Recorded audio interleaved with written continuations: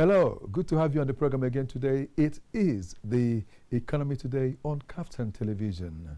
And of course, we've come to ensure that we do things the way that it will affect our lives, especially our economy, to enable us get better in every aspect of our living. And that's how we say welcome again on the program. Okay, Chukwuanubagu here. And I'm not alone, I've got some guests. But what I will say is that I'll take some time to introduce my guests, but that will be after this segment that is coming up immediately. Let's just take it immediately and we'll talk about our guests later.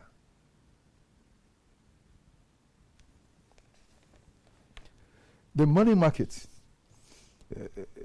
System liquidity conditions improved market last week, shaping a strongly bullish tone across the money market and treasury bill space. Aggregate system liquidity closed at 2.62 trillion naira, representing a 37.1% week-on-week increase from 1.91 trillion naira. The expansion was primarily driven by significant autonomous inflows, notably open market operations, the OMO, the bill maturities, estimated at roughly 1.03 trillion naira, alongside FAAC disbursement totaling 1.97 trillion naira for the December allocation cycle. These inflows, according to Cowrie Assets Management Limited, materially exceeded routine funding pressures and left the banking system structurally long on cash through the period. The impact on funding markets was immediate and pronounced as interbank rates compressed sharply, with excess reserves suppressing the marginal cost of funds. Overnight, NIBOR declined by 152 basis points to close at 22.84%, while the 1 month, 3 months, and 6 month tenors fell by 132 basis points, 112 basis points, and 95 basis points, respectively. Policy corridor indicators mirrored this trend, with the OPR and OVN declining by 357 basis points and 355 basis points to 22.50% and 22.81%, respectively. And for the forex market, we have the naira recorded gains against the US dollar last week, appreciating by 1.49% at the official window to 1,366 naira 20 kobo, and by 0.99% in the parallel market to 1,430 naira per dollar, of course. Naira's external reserves also increased modestly by 1.52% to $46.81 billion, supported by steady oil receipts, improved non-oil inflows, and a favorable trade balance. In the oil market, crude prices were poised for their first weekly decline since the start of the year, following de-escalation in geopolitical tensions between the United States and Iran.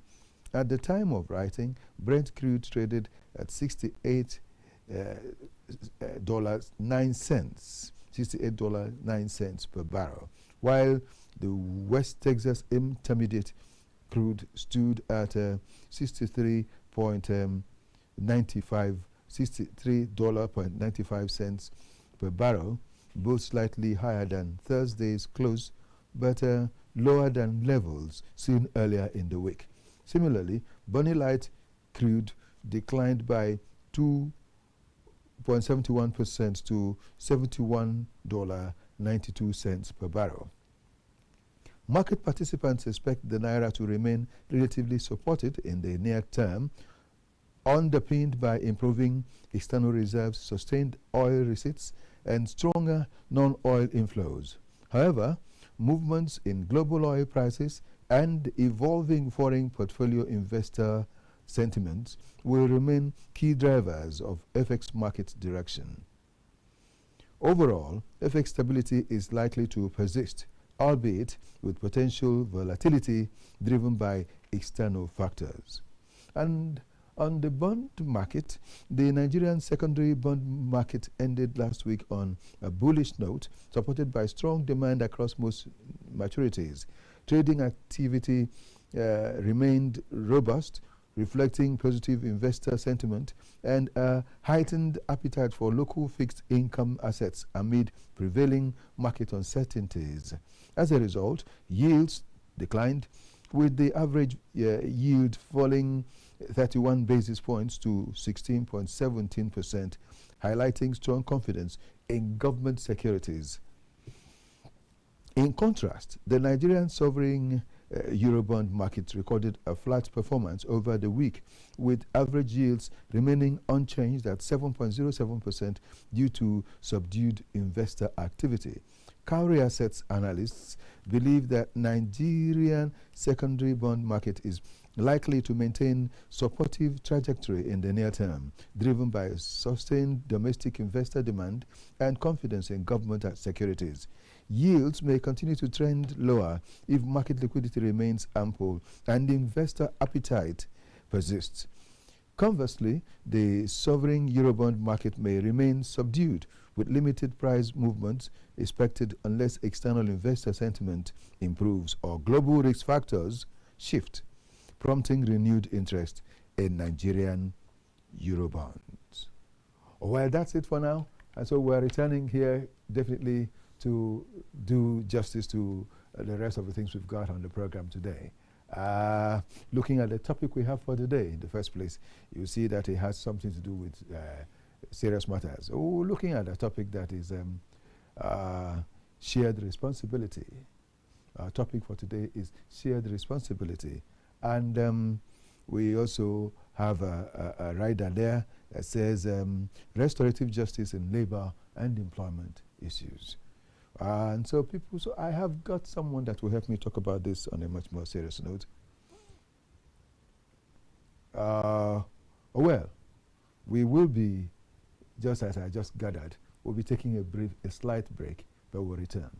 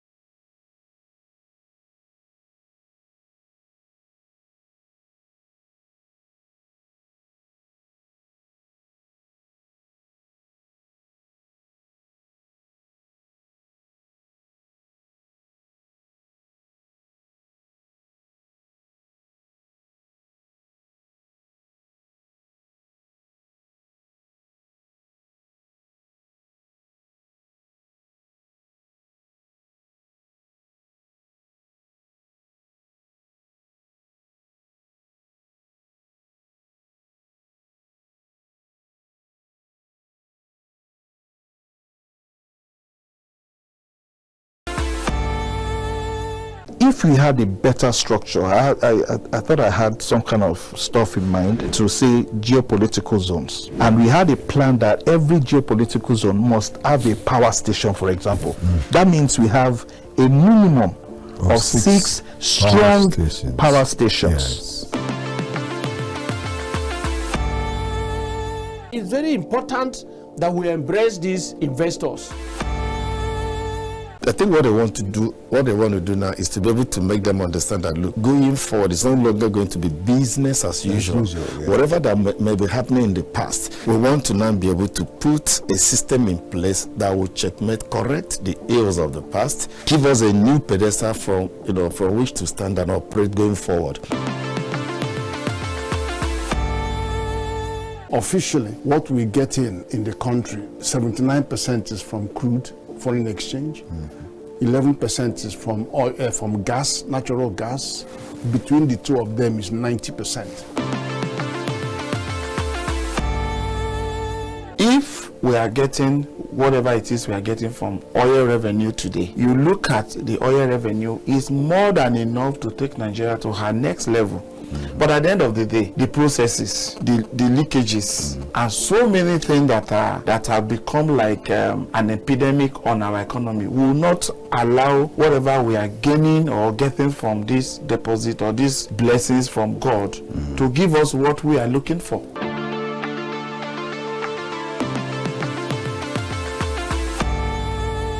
The coming of Brazil now this time is important. Then first they have to organize a workshop for these herders, those who rear cows. This is why it's good for you to have your cows in a particular place, and these are things you do to feed them well, and they will equally have good meat for consumption. The end of a matter is better than its beginning, and in the other way around, the beginning of a thing also can predict what the afternoon or the evening of that same thing would look like. With the trend that has not been curbed and nothing has been discussed about it, for instance, when you see a project like fuel subsidy removal and you don't have a substitution or alternative like stomach infrastructure or welfare package for the same people that you are coming up to lead, and even though I didn't hear her directly, but it was in news that the president's wife made a speech that Nigeria should not be afraid that they are not coming to loot Nigeria because they are already having money. They are billionaires or trillionaires. So people were depending on that speech. Okay, if you come up, at least if you are a rich man and you come to manage a team, you make your influence affect the people so that they will now have hope. So right now, apart from God, sir, the trend that we are seeing in our economic ecosystem does not promise any better show for anybody.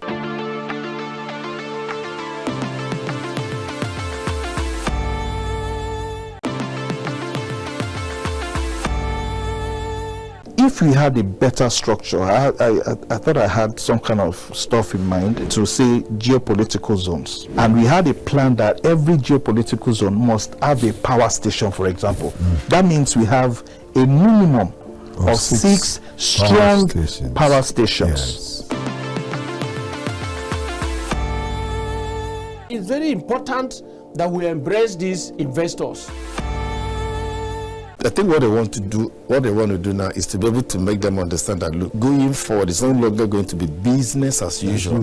Whatever that may be happening in the past, we want to now be able to put a system in place that will checkmate, correct the ills of the past, give us a new pedestal from which to stand and operate going forward. Officially, what we get in the country, 79% is from crude, foreign exchange, 11% is from oil, from gas, natural gas. Between the two of them is 90%. If we are getting whatever it is we are getting from oil revenue today, you look at the oil revenue, is more than enough to take Nigeria to her next level. But at the end of the day, the processes, the leakages, and so many things that have become like an epidemic on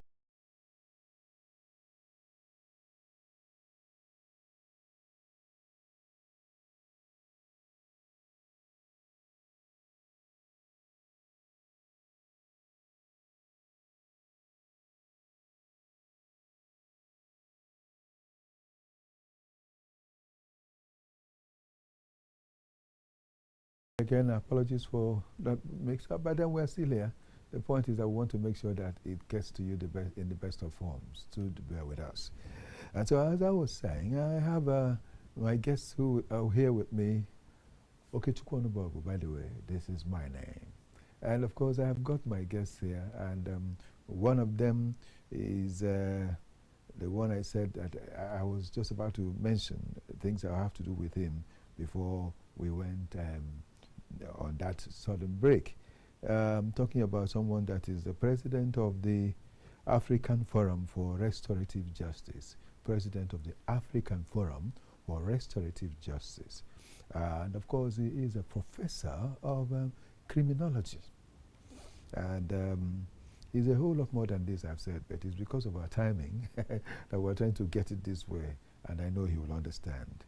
Let me welcome Professor Omale, Professor John Omale. Good to have you on the program, sir. Thank you very much. Right.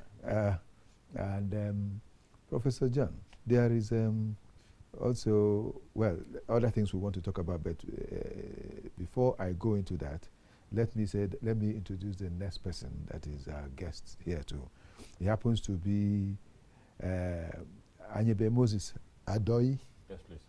That's my name. You are someone that is a victim of aggravated assault on both platforms. Yes, please. We'll talk about that. I'll try to explain it a little more. Thank Let me just say welcome to you, Moses. Thank you so much. All right. Professor John, Professor, you are a professor of criminology. And we are talking about the things that are happening. There's going to be a Abuja reparative panel that will be talked about soon.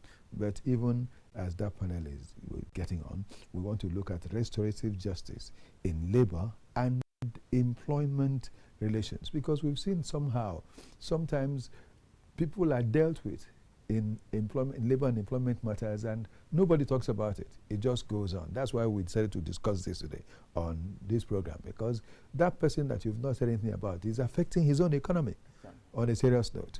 And so, please, it's from a punishment and a control model to a shared responsibility model. That's what we want to have. That's why the topic is shared responsibility in the first place.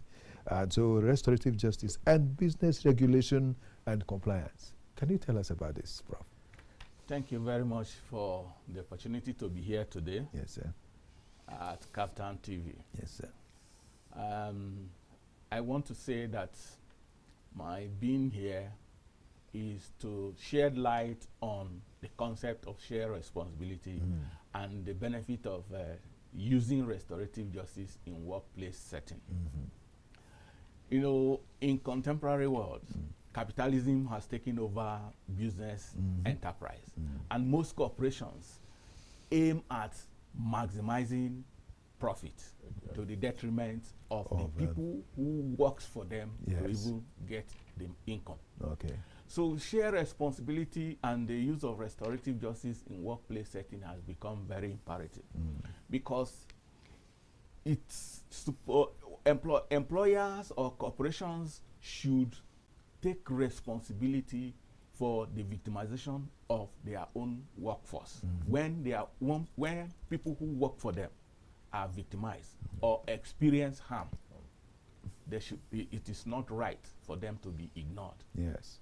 So, and this continuously has been happening, especially in the digital labor workforce. And so, it's a young man called Damola Adeniro who has taken up this initiative and decided to collaborate with the African Forum for Restorative Justice on how we can build restorative justice practices in workplace setting, especially within the digital labor workforce initiative in Nigeria. We're talking, but I still want to say a little bit about this. Damola is a labor person.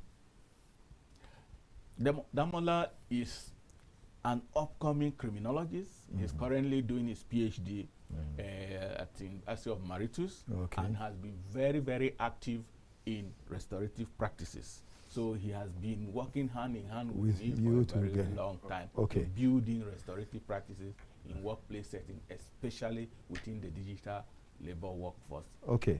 You see, why I said that is that just as you mentioned, people we need to understand the kind of person. So he's working just like you to ensure that the well-being of the ordinary citizen is taken care of. Exactly. Not just that he's doing any other thing, but he wants to see that everybody, especially in workforce and digital sectors, is kept in the correct form. Exactly. Let me tell you about some of the people. Some people, what happens is that if someone working for them gets to be molested or abused and disturbed, what they do is that they look at the person for a while and sack such a person from their work. So the employment of that person becomes moribund.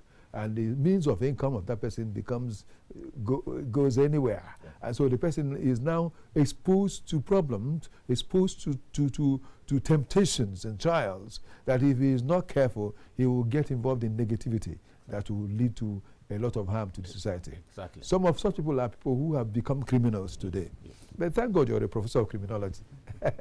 So at least you can help us talk about it so that we will be sure. People who get involved in these things, something must have led to it. They didn't just get into it because of it. I've seen someone, because of one problem or the other that happened, where she was working, she was sacked without any benefit. And she couldn't say anything. She couldn't say anything. Up to today, this fellow is still in Abuja, but she's now still looking for smaller jobs, other places to do. I can imagine what it will be on her economy. Someone that was living in a house, paying the house rent, and now there is problem. So I know that with people like you, if this restorative justice is put in place in Nigeria, it will help so that people can get the due justice that they should have. What do you think, sir? Exactly. And that is why we said, even in criminology and victimology, yes, sir, we say there is a thin layer between who is a victim and who is an offender. Okay. Because most often, victims whose needs are not met may become time bomb. Yes. Security time bomb. Security time bomb. And they might likely become offenders. Because, like you said, people who have been working for corporations, who maybe for one thing or the other are sacked without compensation, or without recourse to the victimization that has happened to them. That is like a secondary victimization on the part of those people. Yes. And their actions may lead to what we call revenge criminology. Exactly. So we are trying to prevent that, and that's why we want to ensure that corporations begin to build in restorative practices in their workplace setting, to ensure that they do everything judiciously and recognizing the rights of the workers, as well as considering the welfare of the family of the workers before taking any action. That is one side of this story. There is a second side of the story which I want us to talk about before we even get to our other guest. That second side is that in some cases too, you see that there is problem that accrued or happened as a result of carelessness or recklessness of staff of an organization against somebody who is now the victim.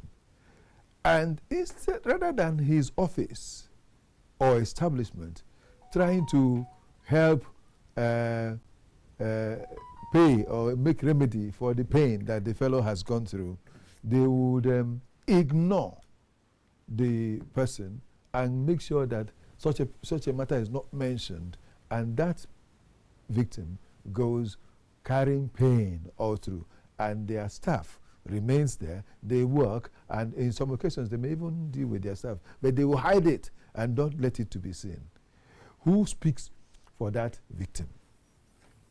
You know, victims' voices, unfortunately, has been so deprived. Victims have been so deprived, even within the criminal justice system, in workplace setting and in other settings.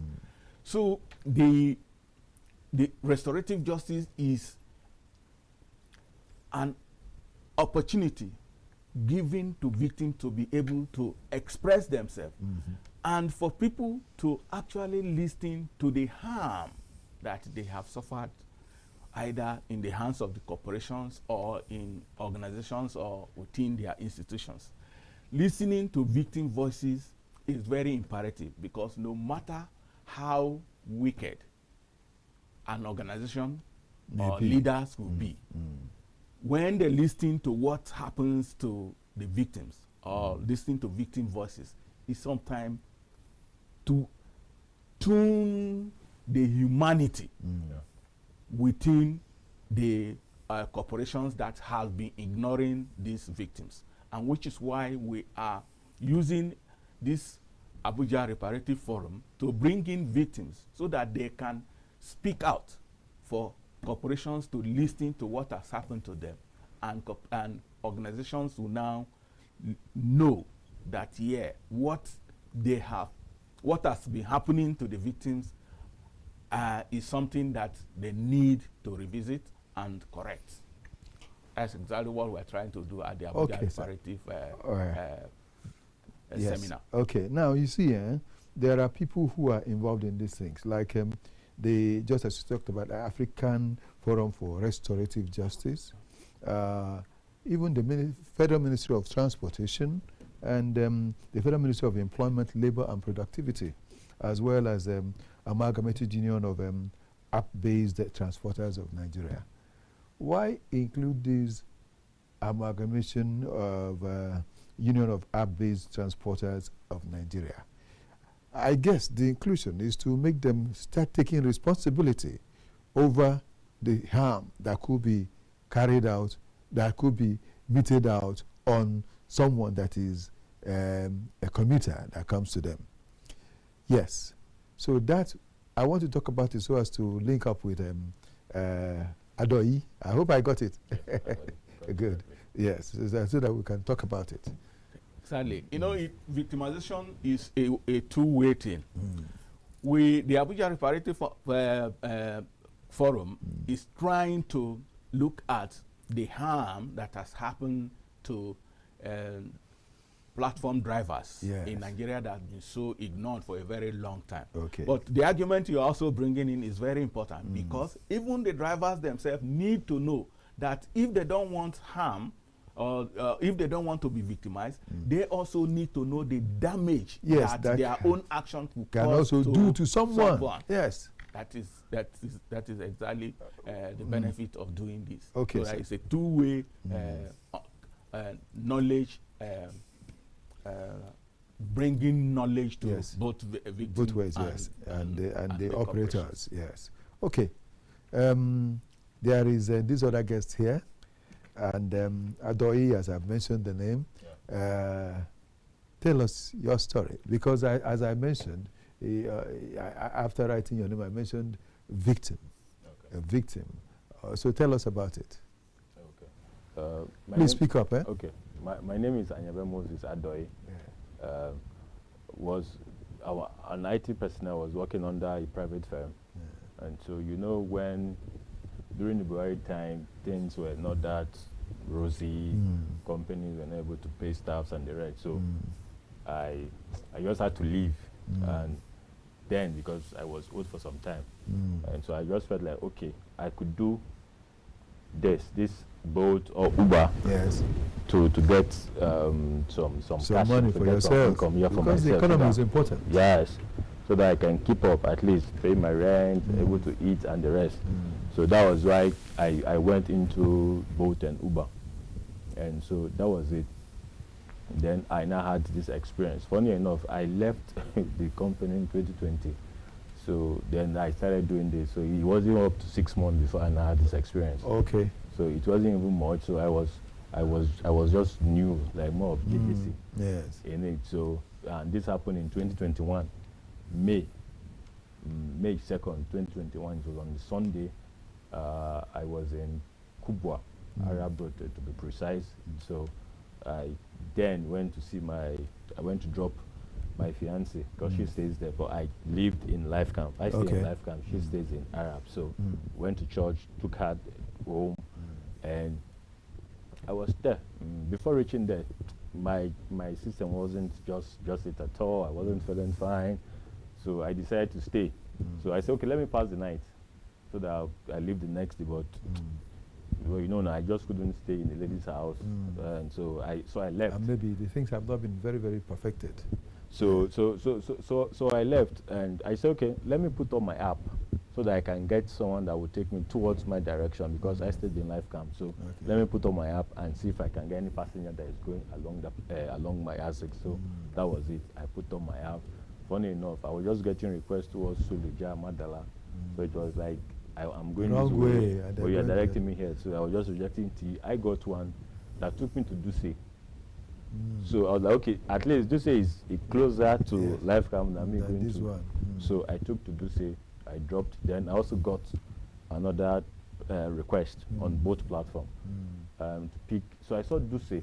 So I was like, I don't want to go to Duce. I'm going to LifeCam. So when I got the request, something within me just let it, because you know when the request come, it rings and goes off. So I said, just let it rings and goes off. But I said, no, I'm a gentleman. At least let me pick, then explain to who my passenger is. So I picked, and I called immediately. Sorry, I know I picked your request, but I can't come to pick you in Duce. I'm heading towards LifeCam. That's where I stay, and it's a bit late. This was around 8. So it was like, oh, that he's not going to Duce. He's picking someone from Duce. He's heading to Gwarimpa. So I was like, okay, you're heading to Gwarimpa. So why are you? He said, yes, that there's a lady he has been asking out. The lady wasn't accepting. Then the lady not accept. That she just try and help him. I'm a guy. I should understand. So I look at them. Okay, this young man is trying to get a girlfriend. Couldn't get. Now she accept. And I might be the channel that will make, because he wants to take her out from what he said. So I'm like, okay, let me help him. Just to pick him from Duce, take him to Gwarimpa. So that was it. I accepted. So where are you? Let me come and pick you. He said he was at Duce Bridge. And then when I was inside Duce, I was like, if you know Duce very well, around that Zenith Bank area, that close to Army Barrack Estate in Kuba. So that was where I was. So that means I have to drive to Duce Bridge to pick him. So I was like, bro, you are still far from where I am. One, I didn't want to come to Duce. I'm picking you for the bridge, taking him to Duce, then taking him out. I was like, bro, just help me. You're a young man, you should understand. I said, okay, no problem. I will come and pick you. I went to Duce Bridge, picked him up. Then we now went to pick the lady that he said he's taking out. So when we're going on the map, I saw on the map, I'm like, I'm not comfortable with this area. I don't even know the place. That was like the first time. You know, I told you I'm new. Yes. So most of those axes I don't know.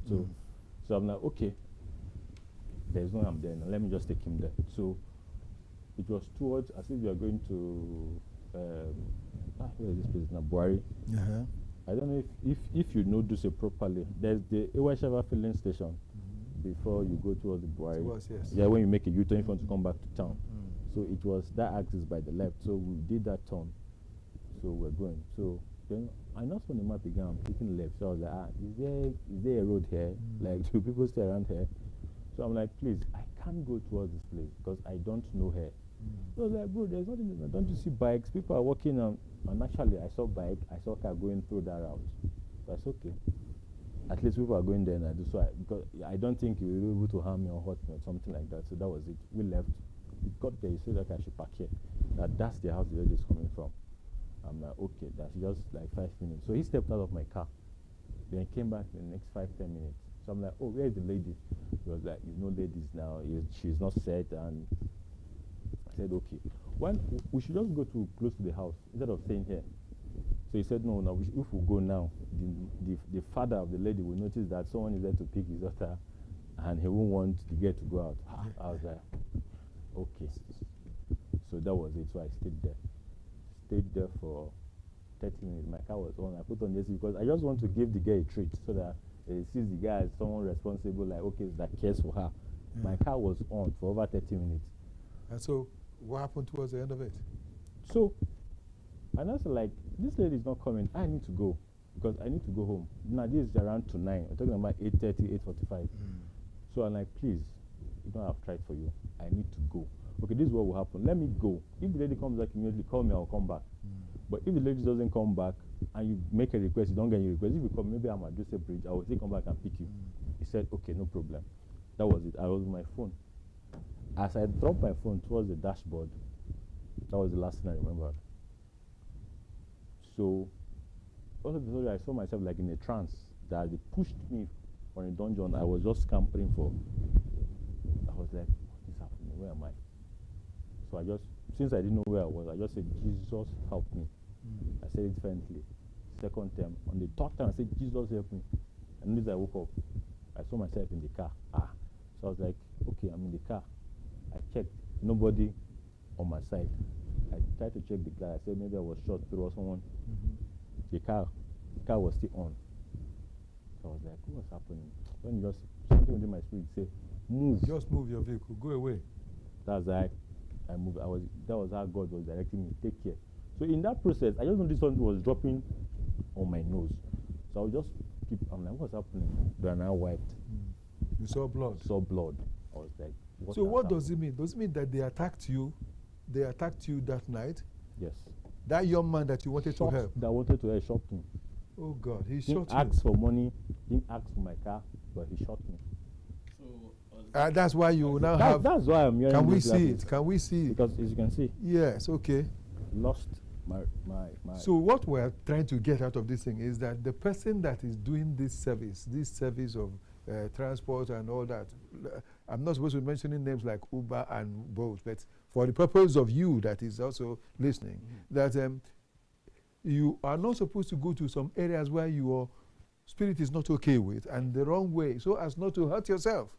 And now this has caused you so much harm. And again, the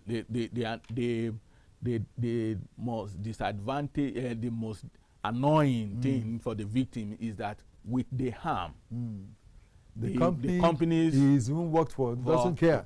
They refuse to even recognize or acknowledge that harm.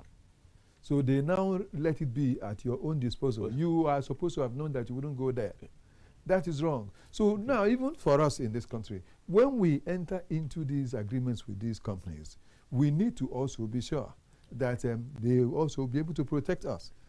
That brings us to that of reparative share responsibility and the reparative seminar that we're talking so there about. is need for us to think about this thing. It's true that we don't have much time to talk about it, but I brought these fellows here because when we talk and say something without showing it, it will look as though it's a lie.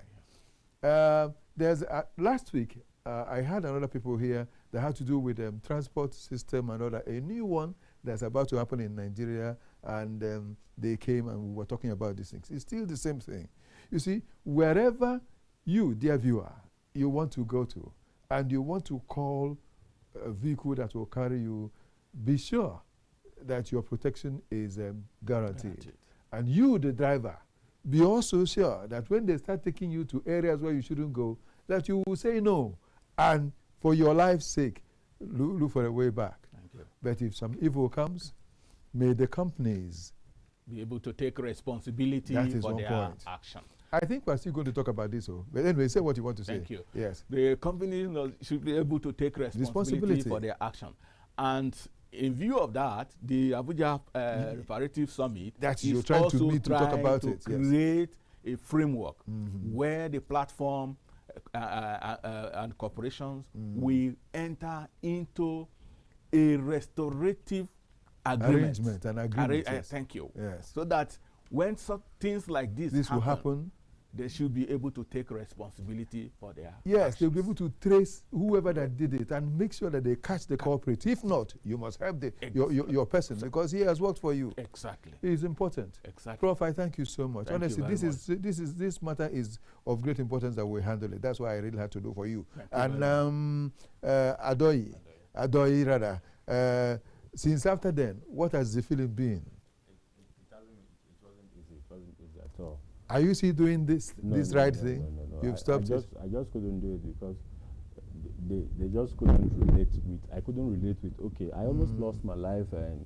Yes, you almost lost your life because the person that shot you didn't. He did. It was in the face. So he wanted to kill him. He just got that, just moved the bullet towards my eye so that I don't die. That's the explanation because he just wanted to kill me. He just wanted to kill me. And how this God helped you that you were calling on is a miracle. Yes. And that you found grace to even drive and move in the face of all this. So can you see the impact of that harm on him? The phisical impact, the emotional impact, the fear now of crime, then the economic impact. Highly, enormous economic impact. Because he will spend money to treat himself, he will spend money to take care of his vehicle, spend money for everything. And in all of this, nothing comes back to him. Nothing comes back to him. And the corporation that he was working with didn't even care to say, this and that. It's a good thing we're discussing this because one thing please, this reparative justice, I'm so keen and interested in this that I'll need to bring in people again. You may bring another person that is a victim, because we need to talk about this. If this thing is stressed, and thank God the government is involved, the ministry is involved, ministries are involved, so that in the interest of the populace, in the interest of the nation, we need to talk so as to bring things that will help everybody. Exactly. Not just government, but because the government is there for the people. Exactly. And if the people cannot feel secured, then what of what use is it for us? That's it. Honestly, it's been painful for me to watch this. That's why I said, let's bring this man here, let him come and talk.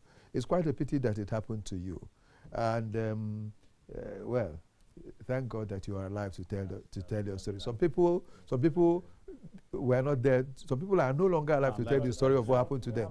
Many of such people are still there in existence today, and the thing will happen to them, and their lives will go, and nothing will happen. Nobody will talk about it. Well, it's a good thing, and well, we'll still talk more after the program, because we still have a lot to share concerning this. It's quite a pity that it had to happen to you. Well, dear viewer, you've seen it. I want to say, on a pattern, take your pattern shots right now. Let's begin with you. Tell the person that is watching what you think should happen. Okay. Yeah, for me, I don't want this Please to speak up. Okay. For me, I don't want this to happen to another person, because it's not something you want to go through. Yeah. Because there's the trauma, there's the emotional aspect, there's the financial aspect. So I wouldn't want any of this to happen. But if it happens, there should be a way out. That's when the government and these individuals, including Prof of Criminology, will be able to help to bring it to conclusion. If the person that committed the crime, they should face for it. They have any way you can come in. Okay, let's help you in this aspect. Because if you apply for a job, they see you, they just you're handicapped. I've gone to the man was like, you've not talked about you go and survive. You are talking about you want to come and work. Oh, my God. Go and survive first, because your condition. So now they are putting you through a lot of problem of even looking for how to eat, how to take care of yourself and your family. To take care of yourself. So if there is a law that can say, okay, this has happened to you, okay, let's help you. Yes. If it's to get you a job or put you on a stipend so that you survive for a period of time. Yes. So that at least you as it is done abroad, that the government decides to take care of such people to help them. So, I mean, because here we don't have that. We don't have any of such things. Yes, so if anything happens, then and the corporations are not assisting the victim, then what exactly do we want the victims to do? I want to thank you one more time for coming. It's been beautiful sharing the moments with you. Honestly, I must say that I'm grateful that you came, Professor. Let's also get your own. What is the final shot? We are just about to let ourselves out of here. Thank you very much. And I want to tell the audience and all the agencies, regulatory agencies in Nigeria, that building restorative practices in workplace setting has become a global practice. Yes. So it is right time for Nigeria to try to create that opportunity where there will be a shared responsibility between corporations and employee, so that when there is dispute or conflict, it should be resolved harmoniously. And there will be something financially beneficial that will come out of it. Exactly. Thank you so much, Prof. Okay. Prof, you know one thing about you, you took a very, because of this appointment I've had with you, you took what I couldn't believe. You came all the way from outside the country and rushed into this studio for us to do this. Thank you very much. I am very grateful, sir. Thank you very much. Thank you so much for coming. Thank you. And that has been the way it is today, dear viewer. Shared responsibility. The government and the people, as well as the private entrepreneurs, people that employ people, will need to take responsibility to ensure that whoever that you have in your employ must be taken care of in case of negative things happen. Social security is important that our country needs to have it. Thank you one more time, Professor Omale. Thank you very Don John Omale. Thank you, Professor of Criminology. Thank you for coming. Thank you. Also, thank you so much, Moses Adoi, victim of aggravated assault on both and all these platforms. Thank you so much for coming. Well, that's it. That's how I'll be ending the program today. I want to thank you, dear viewer, for being part of it and for watching. Do watch again. We've got something else that we'll see you come with the next time you meet us on this program. Okay, Chukwu here. Before I take my leave, I want to say special thanks to Sanusi and co that worked today to make me reach out to you the way I've done. Debayo Sanusi. And of course, there has been also Ocheduku. Thank you so much for being there. And a lot of you. I want to thank everybody. I want to thank someone that has helped us to come together here in the first place to for you to see us. I'm talking about Morelu Obed. Thank you so much.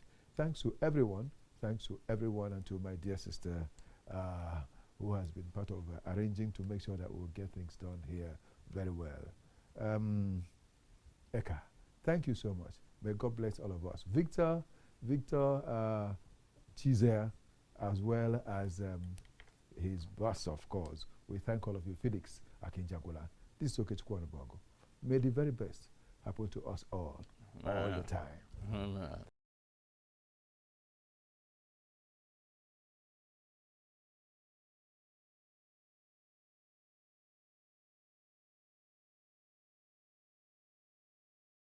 Or getting from this deposit or these blessings from God to give us what we are looking for.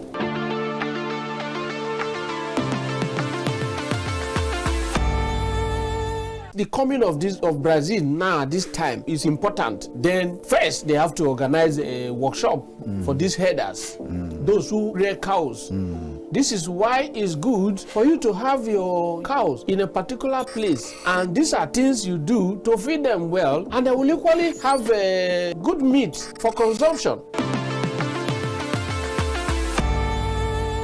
The end of a matter is better than its beginning, and in the other way around, the beginning of a thing also can predict what the afternoon or the evening of that same thing will look like. With the trend that has not been curbed and nothing has been discussed about it, for instance, when you see a project like fuel subsidy removal and you don't have a substitution or alternative like stomach infrastructure or welfare package for the same people that you are coming up to lead, and even though I didn't hear her directly, but it was in news that the president's wife made a speech that Nigeria should not be afraid that they are not coming to loot Nigeria because they are already having money. They are billionaires or trillionaires. So people were depending on that speech. Okay, if you come up, at least if you are a rich man and you come to manage a team, you make your influence affect the people so that they will not have hope. So right now, apart from God, sir, the trend that we are seeing in our economic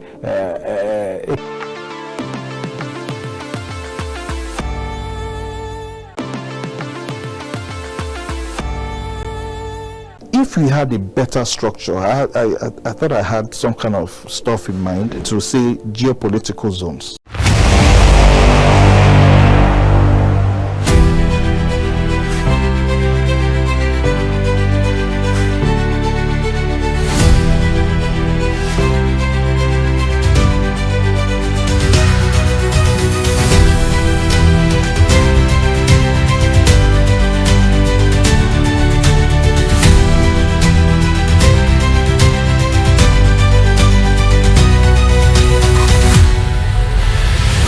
This is KAFTAN TV Newsroom, the headlines. The fault is not coming from my neck. The world of sports, talking about sport, G's on KAFTAN.